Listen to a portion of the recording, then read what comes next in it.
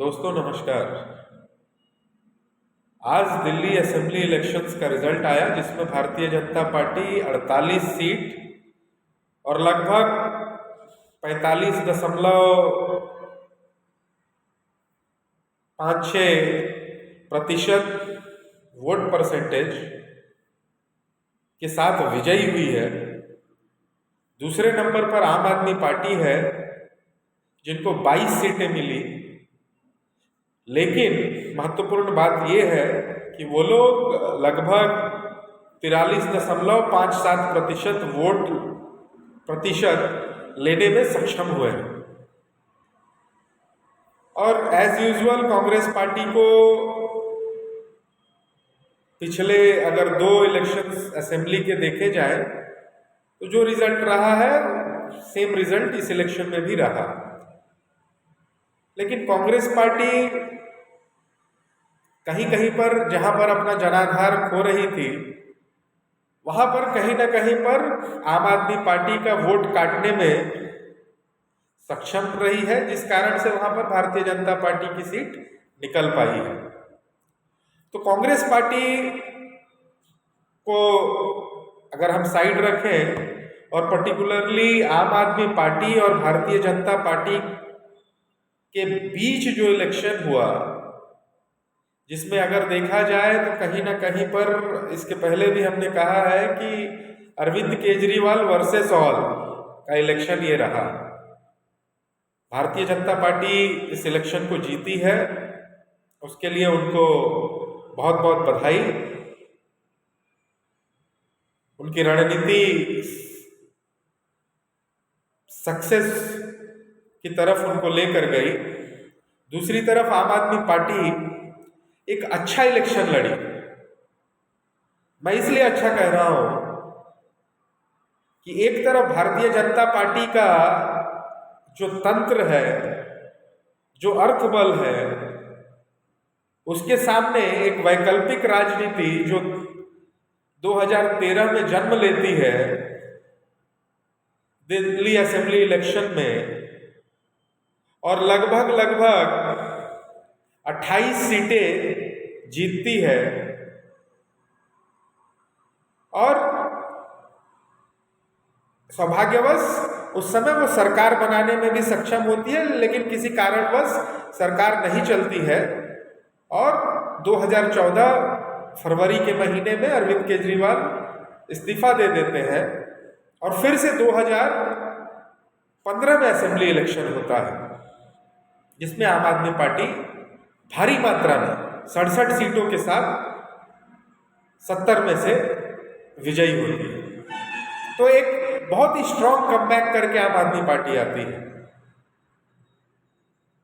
लेकिन आज का इलेक्शन जो हुआ और पिछले 1 महीने के भीतर कहा जाए या उसके पहले लिया जाए, जिस प्रकार से तंत्र का अगर कहा जाए दुरुपयोग किया गया, कहीं ना कहीं पर आम आदमी पार्टी के जितने शीर्ष नेतृत्व थे सबको किसी न किसी तरीके से फंसाने की कोशिश की गई। इवन अरविंद केजरीवाल जो उनके लीडर हैं उनको भी जेल में रखा गया। तो काफी हद तक बदनाम करने में भारतीय जनता पार्टी उनको सक्षम रही। और इस इलेक्शन में जैसा कि आप जानते हैं भारतीय जनता पार्टी के पास पैसों का अभाव नहीं है, और जिस तरीके से इलेक्शन के दौरान जो मीडिया की खबरें आती थी कि यहाँ पर ये सामान बांटा जा रहा है, खुलेआम पैसा बांटा जा रहा है, और बार बार आम आदमी पार्टी के नेता इसके ऊपर कंप्लेंट कर रहे थे इलेक्शन कमीशन में। लेकिन इलेक्शन कमीशन, आम आदमी पार्टी का जो कहना है कि इलेक्शन कमीशन चुप्पी साधे हुए बैठी थी, कोई एक्शन नहीं ले रही थी। तो इसी कारण से तंत्र का दुरुपयोग की बात भी आम आदमी पार्टी कर रही है। लेकिन आज का जो इलेक्शन है ये काफी महत्वपूर्ण इलेक्शन है, इस बात को हमको समझना होगा। आज आम आदमी पार्टी हार चुकी है, लेकिन आम आदमी पार्टी जो एक वैकल्पिक राजनीति का सपना लेकर सामने आई थी, हम ये नहीं कह रहे कि आम आदमी पार्टी के नेताओं द्वारा गलतियां नहीं हुई है, बहुत सारी गलतियां हुई है, खामियां रही हैं, लेकिन मैं ये कभी नहीं कह सकता कि आम आदमी पार्टी एक वैकल्पिक विचारधारा को सामने रखने में सक्षम नहीं रही है। तभी तो आज जाकर भी 43.56% उनको वोट मिल रहा है। मात्र 2% का वोट डिफरेंस है जिसमें भारतीय जनता पार्टी विजयी हुई है।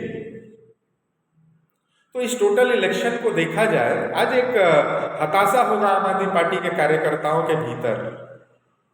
लेकिन मैं उनसे भी कहना चाहता हूं, अरे आप लोग वैकल्पिक राजनीति का जो सपना लेकर आए थे, हतोत्साहित होने की कोई आवश्यकता नहीं है। जरूरी थोड़े है कि हर समय इलेक्शन जीता ही जाए। इलेक्शन एक अच्छे तरीके से, एक ईमानदार तरीके से आप लोगों ने लड़ा है, ये काबिले तारीफ है। और उसके बाद देखिए, एक तरफ पैसा है, तंत्र है, दूसरे तरफ आम आदमी पार्टी कहीं ना कहीं अपना जो कार्य है, स्कूल, अस्पताल, इलेक्ट्रिसिटी, पानी, महिलाओं के सुरक्षा के मुद्दे को लेकर सामने आकर लड़ी और जनता ने उसको सराहा भी है। नहीं तो 43.56% वोट मिलना इतना आसान बात नहीं है। अगर देखा जाए भारतीय जनता पार्टी का जो 2013 में उनका वोट प्रतिशत 33.07 था, वो घटकर 2015 में 32.30% रहता है। और उसके बाद पिछले इलेक्शन में जो 2020 का असेंबली इलेक्शन रहता है, उसमें वो लोग 38% के आसपास वोट परसेंटेज उनका रहता है।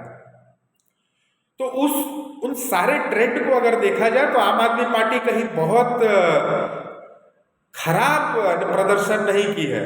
तो इसलिए उनके कार्यकर्ताओं को हतोत्साहित होने वाला तो बात ही नहीं है। दूसरा चीज, एक बात को समझिए, अरविंद केजरीवाल एक बहुत बड़े नेता हैं।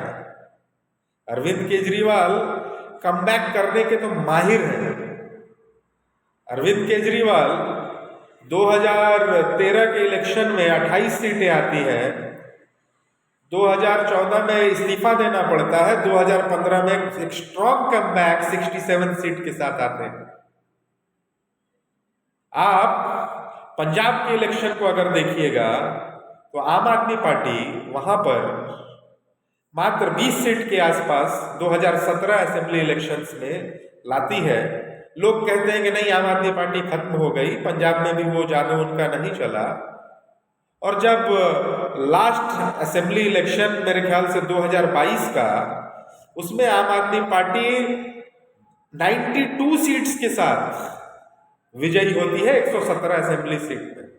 भारतीय जनता पार्टी का वहां तो जनाधार भी नहीं है, वो अकाली दल के साथ मिलकर लड़ते हैं। अकाली दल और भारतीय जनता पार्टी का जो सीट था 18 सीट के करीबन 2017 असेंबली इलेक्शन में, 2022 के असेंबली इलेक्शन में वो लगभग 5 सीट के आसपास पहुंच जाते हैं। तो यहां पर भी एक स्ट्रॉन्ग कमबैक अरविंद केजरीवाल और उनके टीम का होता है। ये छोड़िए, आप म्युनिसिपैलिटी इलेक्शन उठाकर देखिए, 2017 के म्युनिसिपैलिटी इलेक्शन में आम आदमी पार्टी को लगभग 50 के आसपास सीटें मिलती हैं। फिर बोला जाता है कि नहीं, आम आदमी पार्टी खत्म है, इनका कोई जनाधार नहीं है, असेंबली इलेक्शन इतने बहुमत से जीते, लेकिन म्युनिसिपैलिटी में वो नहीं जीत पाए। लेकिन लास्ट म्युनिसिपैलिटी इलेक्शन देखिए, जबरदस्त तरीके से आम आदमी पार्टी जीतकर म्युनिसिपैलिटी इलेक्शंस में आती है। और भारतीय जनता पार्टी जिस तरीके से तंत्र का दुरुपयोग करती है अलग अलग जगहों पर, आम आदमी पार्टी उसको चंडीगढ़ वाले मेयर इलेक्शन में अच्छे से कमबैक करती है। तो कमबैक के तो माहिर है अरविंद केजरीवाल, ये चीज मानना होगा। तो हतोत्साहित होने की कोई आवश्यकता नहीं है आम आदमी पार्टी के कार्यकर्ताओं को, अगर इस राजनीतिक विश्लेषण को समझा जाए सही तरीके से। अरविंद केजरीवाल कमबैक बहुत जबरदस्त तरीके से करेंगे। आज के डेट में अरविंद केजरीवाल अब फ्री हैं, अब कोई उनको दिल्ली में बांध कर नहीं रख सकता है। स्वयं भी हार गए हैं, उनके जो बड़े बड़े नेता हैं वो भी जीत नहीं पाए। तो अब अरविंद केजरीवाल के पास एक काफी समय है कि एक नेशनल पार्टी होने के साथ वो अपने उत्तरदायित्व को समझे और संपूर्ण भारतवर्ष में जहां जहां पर भी उनका संगठन है वहां पर जाकर कैंपेन करे और लाइक माइंडेड जो पार्टीज हैं उनके साथ कहीं ना कहीं एक गठजोड़ बनाए, एक साथ मिलकर चले। तब जाकर आप देखिएगा एक जबरदस्त कमबैक हो सकता है। और अरविंद केजरीवाल एक समझदार व्यक्ति है, आईआईटी खड़गपुर के स्टूडेंट रहे हैं, इंजीनियर है, पढ़े लिखे व्यक्ति है, रामन मैग्सेसे अवार्ड से सम्मानित व्यक्ति है, एक आंदोलन से जन्मे हुए नेता है। विपक्ष की राजनीति तो वो धमाकेदार तरीके से करेंगे, तो इसमें हतोत्साहित होने वाली कोई बात नहीं है। आम आदमी पार्टी जबरदस्त तरीके से कमबैक करने का हौसला रखती है। अरविंद केजरीवाल नेतृत्व लेने में एक बहुत ही सक्षम व्यक्ति है और आज के डेट में तो काफी अच्छा टीम उनके साथ है।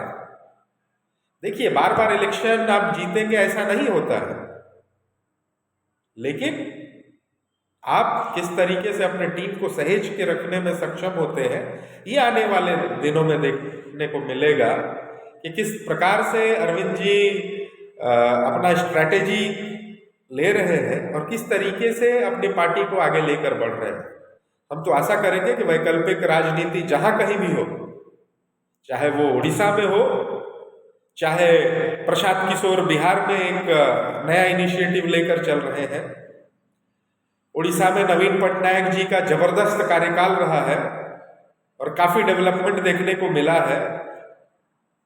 ठीक है, कहीं ना कहीं लास्ट असेंबली इलेक्शन में यहाँ बीजू जनता दल को भी हार का सामना करना पड़ा, लेकिन पिछले 7-8 महीने में भारतीय जनता पार्टी का अगर जो परफॉर्मेंस देखा जाए तो बहुत बदतर है और लोग ये कहते हुए पाए जाते हैं कि आज अगर इलेक्शन हो तो नवीन पटनायक जी का बहुमत के साथ कमबैक करेंगे, क्योंकि इमेज सबसे बड़ा चीज होता है।